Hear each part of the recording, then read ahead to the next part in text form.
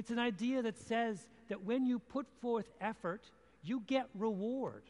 When you throw your heart and mind and soul into something, you get something back. Now, in my book, I call that notion, that belief that effort brings reward, meaningful work. And when you look at the lives of people who are really successful, what you see over and over again is this idea of meaningful work is embedded in their consciousness. You know, I tell a story in the book of the Beatles. Everybody knows about the Beatles. They come here in 1964 and the British invasion. The most interesting thing about the Beatles is what happened to them before they came to America. In the 1960 and 1959, when they were just kids, they were invited to go to Hamburg in Germany to be the house band at a strip club. And they went there and they stayed there for months on end.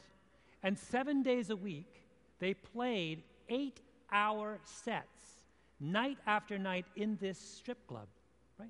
And over the course of that extraordinary crucible, that experience of playing, they taught themselves how to be a great band, right? In fact, we think now that by the time the Beatles came to America, they had played together as a live band 1,200 times. We could go to all of the clubs on Friday night in San Francisco where all the promising young bands are playing. I submit to you would not find a single band that has played together 1,200 times, right? Just doesn't happen. So what made the Beatles special? What made them special is that they were willing to play together 1,200 times, willing to play 8-hour sets 7 nights a week, 4 months at a stretch. And why were they willing? Because they believed in the notion of meaningful work. They had an opportunity to throw their heart and mind into something and get something back. And that made all the difference in the world. You know, I interviewed Bill Gates for my book, and because I was really curious about what happened to him as a kid, because, you know, he has, as any of you will know, he has this extraordinary experience as a 13-year-old. In 1969, he goes to his school in 8th grade, and they have a teletype machine hooked into a mainframe, which allows him to do real-time programming at the age of 13 in 1969. Those of you who know your computer history will know that nobody was doing real-time programming in 1969, let alone 13-year-olds, right?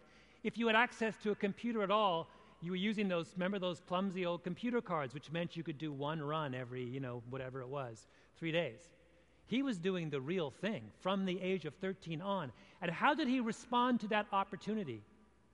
He threw his heart and mind into it. He never left that room, right? He ran up computer bills like you would not believe, because remember, computer time was incredibly expensive then. He told me a story that when he was in 11th grade, Paul Allen, who was his classmate, right, found out that there was a mainframe in the health center at the University of Washington that was free, wasn't being used between 2 a.m. and 6 a.m. On weekday mornings.